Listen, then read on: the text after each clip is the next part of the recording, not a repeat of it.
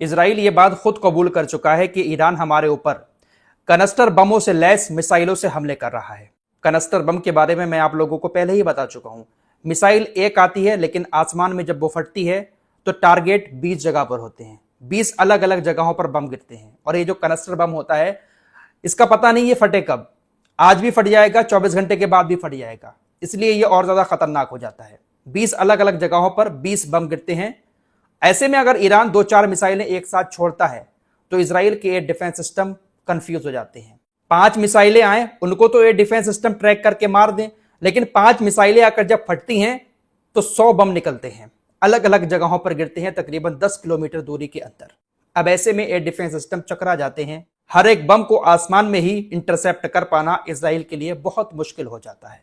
इसीलिए इजराइल के अंदर तबाही होती है, लेकिन तबाही की तस्वीरें बाहर नहीं आती हैं। इजराइल ने अपने देश के अंदर मीडिया को सेंसर किया हुआ है, अपने लोगों को डराकर धमका कर रखता है कि खबरदार, हमले की वीडियो आपने सोशल मीडिया पर डाली तो जेल में डाल दिए जाओगे।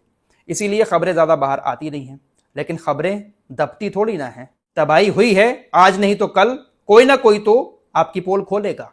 उत्तरी अमेरिका के अंदर यहूदियों के कुछ संगठन हैं, कुछ संघ बने हुए हैं, उन्होंने इजराइल की पोल खोली है। उत्तरी अमेरिका में बैठकर यहूदी संघों ने कुछ चौंकाने वाले आंकड़े जारी किए हैं। बताया गया है कि पिछले 6 दिनों के युद्ध के दौरान इजराइल को कम से कम 1573 बड़ी बड़ी इमारतें अपनी खोनी पड़ी हैं, डैमेज हो गई हैं 1573 इमारतें। 6115 यहूदी पलायन कर गए हैं, भाग गए हैं किसी दूसरी जगह।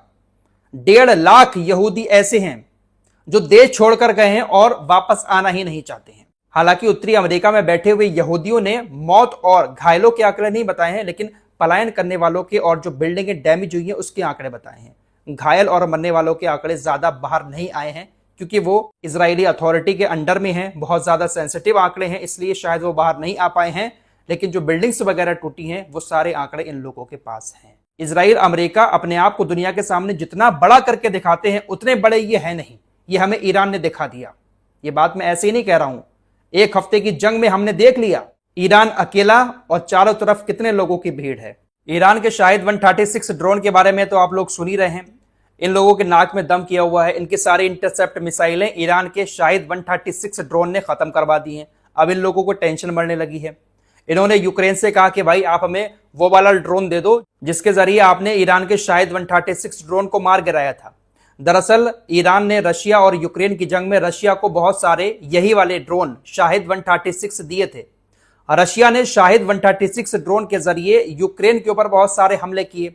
यूक्रेन के पास एक ड्रोन है, उस ड्रोन की मदद से यूक्रेन ने काफी सारे शाहिद 136 ड्रोन को मारा था। वही वाला ड्रोन ये लोग मिडिल ईस्ट में यूक्रेन से पाना चाहते हैं। लेकिन यूक्रेन और रशिया की जंग अभी भी चल रही है, कल भी हमले हुए हैं वहां पर रात। तो यूक्रेन अपनी में ही उलझा पड़ा है, इनको क्या ही दे ड्रोन मारने वाला हथियार।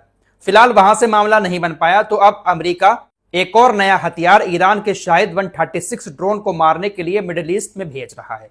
इस हथियार का नाम है मैरोप्स काउंटर ड्रोन सिस्टम। इस सिस्टम को मिडिल ईस्ट में भेज रहा है अमेरिका, और वो इसलिए भेज रहा है क्योंकि अमेरिका ने ये मैरोप्स काउंटर ड्रोन सिस्टम यूक्रेन को भी दिया था। अभी मैंने आपको बताया कि ईरान ने रशिया को बहुत सारे ड्रोन दिए थे अपने वाले, तो उन्हीं ड्रोन्स को मारने के लिए यही मैरोप्स काउंटर ड्रोन सिस्टम अमेरिका ने यूक्रेन को भी दिया था। और ऐसा दावा किया जा रहा है कि इस सिस्टम में तकरीबन 1000 शाहिद 136 ड्रोन यूक्रेन के अंदर मार गिराए थे। इसीलिए अमेरिका मिडिल ईस्ट के अंदर अब इसको लेकर आ रहा है ईरान के इस ड्रोन को मारने के लिए। देख रहे हो ये लोग कहां कहां से तार जोड़कर ईरान को रोकना चाह रहे हैं। हर तरफ से वो हथियार इकट्ठे कर रहे हैं कि कैसे भी करके बस ईरान रुक जाए। फिलहाल ये लोग ईरान के शाहिद 136 ड्रोन पर काबू पाने के लिए इतने सारे तिगड़म कर रहे हैं। इसी बीच ईरान ने एक और नया ड्रोन निकाल दिया है, इसका नाम है 149 शाहिद 149। इसको गाजा ड्रोन भी कहा जाता है। जब इजराइल और गाजा की जंग चल रही थी उस वक्त इसको बनाया था ईरान ने। IRGC की तरफ से कहा गया है कि हमने इस ड्रोन का भी अब इस्तेमाल करना शुरू कर दिया है। ये ड्रोन इतना खतरनाक है कि नौसेना इससे बहुत ज्यादा घबराती है।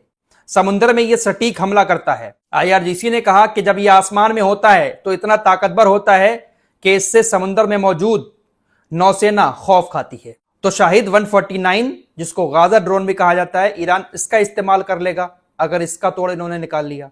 ईरान के पास ड्रोनों की भरमार है। ईरान के पास ये ड्रोन बनाने वाली टेक्नोलॉजी ना जाने कहां से आई, जिसके जरिए तमाम देश इन ड्रोन से परेशान हैं। ईरान के शाहिद 136 ड्रोन पर काबू पाने के लिए इस्लामिक देश भी चाह रहे हैं कि यूक्रेन हमें वो वाला ड्रोन दे दे। कतर, यूएई और कुवैत, ये तीनों देश चाह रहे हैं। दोस्तों, कल शाम की वीडियो में मैंने आपको एक खबर बताई थी कि ईरान के अंदर एक पानी के प्लांट पर एयर स्ट्राइक की गई अमेरिका और इजराइल की तरफ से। दरअसल ये जो प्लांट है, इसके जरिए समुद्र के खाने पानी को पीने लायक बनाया जाता है। 30 गांव इस प्लांट से पानी पीते हैं। इस पर एयर स्ट्राइक करके इसको बहुत बड़ा नुकसान पहुंचाया गया। पानी की सप्लाई भी बंद है। फिलहाल खबर ये आ रही है कि ये जो हमला हुआ था, ये इजराइल ने नहीं बल्कि अमेरिका के फाइटर जेट्स ने किया था। अमेरिका के फाइटर जेट बहरीन के जुफैर नौसैनिक अड्डे से उड़े और ईरान के अंदर जाकर इस पानी के प्लांट पर हमला कर दिया। इस हमले के बाद ईरान की तरफ से भी फौरन पलटवार कर दिया गया। बहरीन के जुफैर नौसैनिक अड्डे पर आईआरजीसी की तरफ से हमले किए गए। हालांकि ये ड्रोन हमले थे या मिसाइल हमले, ये बात अभी सामने नहीं आई है, लेकिन हमला किया गया बहरीन के ऊपर। तो आप यहां से खुद सोच सकते हैं कि इस्लामिक देशों के ऊपर ईरान हमले क्यों कर रहा है। अमेरिका इतनी दूर से आकर ईरान के साथ कुछ नहीं कर सकता अगर ये इस्लामिक देश साथ ना दें। अमेरिका के जो फाइटर जेट ईरान के ऊपर आकर हमला करते हैं, वो तमाम इस्लामिक देशों के सैन्य अड्डों से ही उड़ते हैं, तो ईरान इनके ऊपर हमला क्यों ना करे।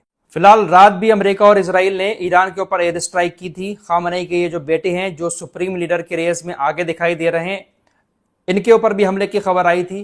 कहा गया वैसे तो ठीक है, लेकिन ये इंजर्ड हैं। हालांकि अभी तक पूरी खबर सामने नहीं आ पाई है कि इनके साथ क्या हुआ है।